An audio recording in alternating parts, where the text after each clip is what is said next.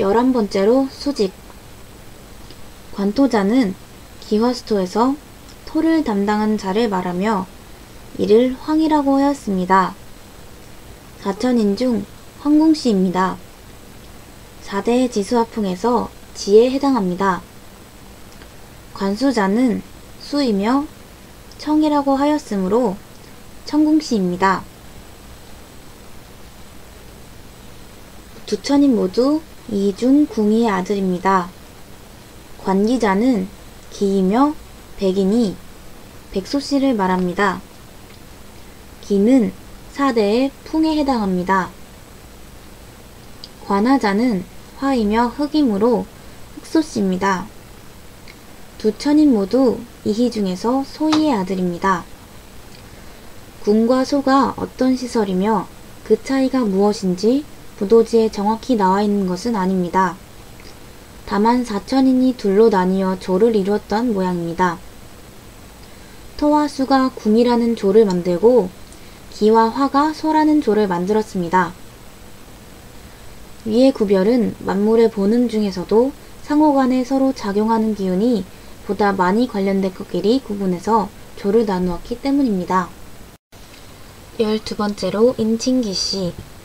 기화수토의 기운을 4종류의 색깔별로 구분한 것으로 4천인의 이름이 만들어진 과정을 설명한 글이다. 궁이의 아들로서 황색에 해당하는 토를 맡았기에 황궁시라고 한 것이고, 바다의 색깔인 청색에 해당하는 수를 맡은 자를 청궁시라고 불렀습니다. 소희의 아들로 흰색에 속하는 기를 맡은 자를 백소씨라고 했는데, 흰색은 하얀 물감의 흰색이라기보다는 빛이 모두 섞여진 색, 즉 눈에 보이지 않는 투명한 색을 상징적으로 표현하는 듯합니다. 또 흑색에 해당하는 화를 맡은 자를 흑소씨라고 칭했습니다.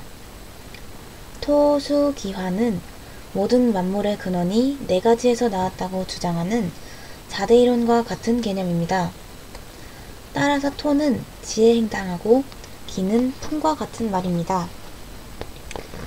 기화수토의 조합에 의해 추나 추동의 사계절 변화가 이루어지므로 달력을 계산하는 역수가 여기에서 나왔습니다. 기화수토는 지수화풍과 같은 개념이며 만물을 크게 4가지 요소로 이해하는 방식입니다. 부도지는 4대 이론을 채택한 방식으로 기술된 책입니다. 흔히 동서남북의 사방이나 하늘, 땅, 물, 불을 나타내는 건곤감리 잣괴도 여기에서 나왔고, 태양, 태음, 소양, 소음의 사상도 마찬가지입니다. 13번째로 천무음냉. 빙하기가 끝나고 지각변동도 멈춘 상태가 되었음을 암시한다. 기와 화가 서로 도와 하늘에 차고 냉한 음이 없었습니다. 수와 토가 감응하니 땅에도 흉하고 어긋난 것이 없었습니다. 기와 화는 위로 올라가는 성질이 있으니 하늘의 기운을 설명하고, 수와 토는 아래로 흘러가고 무게가 있으므로 땅을 표현하였습니다. 하늘이 안정되어 날씨가 좋고 땅도 무난하여 살기에 좋았다는 의미입니다. 기는 백소씨, 화는 흑소씨가 주관하는 기운으로 모두 소희의 아들입니다. 수는 청궁씨, 토는 황궁씨가 담당하는 기운으로 모두 궁이의 아들입니다. 4천인이 각자 맡은 일은 다르지만 창조와 관련된 작용을 할 때에는 단독으로 하지 않고 함께 힘을 모아서 협동하였을 것입니다.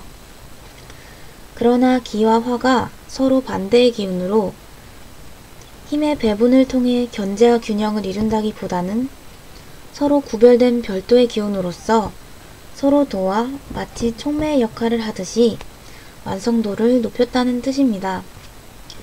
함께 돕고 추천했다는 뜻인 공추, 서로 같이 느끼고 반응한다는 감흥 모두 그런 의미입니다.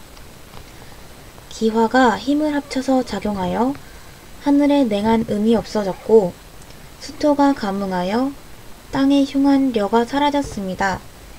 음냉과 흉려는 부조화를 상징하는데, 하늘에 있는 음냉은 냉이 추운 기운으로 일종의 빙하기를 나타내고 땅에 있는 흉면은 려가 어그러짐이니 마치 지진이나 지각 변동을 뜻할 수도 있습니다.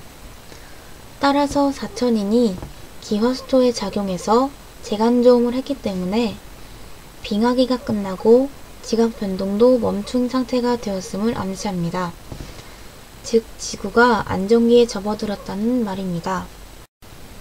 공추와 감흥은 서로 협조하여 돕는다는 뜻이며 냉음과 흉면은 나쁜 기운을 말합니다. 백소씨와 흑소씨는 소의 아들로 이들은 소를 짓고 서로 힘을 모아 하늘의 기운을 안정시키는 역할을 하였습니다. 기는 곧 풍이니 바람이고 화는 햇볕을 뜻합니다. 이에 반해 천궁씨와 황궁씨는 모두 궁이의 아들로 궁을 만들었습니다. 서로 협조하여 땅의 기운을 다스리는 일을 하였습니다. 수는 물이니 바다와 강이고 토는 땅이니 대지와 산을 말합니다. 그런데 기는 화와 작용하고 수와 토가 힘을 합쳤다고 해서 사천인이 두 팀으로 분리되어 소는 소끼리, 궁은 궁끼리만 일을 하는 것은 아닙니다. 기화수토의 상징을 자연에서 찾는다면 바람과 태양, 바다, 대지로 이해할 수 있습니다. 바람과 태양은 사람을 기준으로 해서 생각할 때 위쪽에서 작용하기 때문에 같이 하늘이라는 방향으로 묶은 것입니다. 또 물과 땅은 그 위치가 아래에 있고 밑으로 향하기 때문에 단순히 땅의 기운이라고 한 것뿐입니다. 지구가 안정된 초기에 자연의 환경을 맡아 관리했다는 정도로 이해함이 좋을 듯합니다. 사천인의 재간조음은 음악의 하모니와 같은 것입니다. 예를 들면 비와 바람은 매우 밀접한 관계가 있습니다. 비가 수이니 땅의 기운이라고 하고 바람은 기이므로 하늘의 기운이라면 비바람은 무엇일까요? 수와 기가 함께 작용했으니 천궁씨와 백소씨가 같이 다스려야 하지 않을까요? 따라서 위의 내용은 여러 과정들을 거쳐서 지구의 자연환경이 생물체가 살기에 안정된 상태가 되었다는 말에 지나지 않습니다. 그러므로 사천인이 두 조로 나뉘어서 조별로 따로 별도의 일을 한 것은 아닙니다.